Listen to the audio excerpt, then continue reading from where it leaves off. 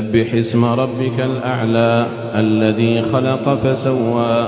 والذي قدر فهدى والذي أخرج المرعى فجعله غثاء أحوى سنقرئك فلا تنسى إلا ما شاء الله إنه يعلم الجهر وما يخفى ونيسرك لليسرى فذكر إن نفعت الذكرى سيذكر من يخشى ويتجنبها الأشقى الذي يصلى النار الكبرى ثم لا يموت فيها ولا يحيا قد أفلح من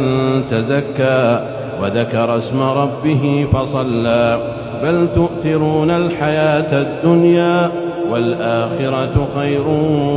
وأبقى إن هذا لفي الصحف الأولى صحف إبراهيم وموسى.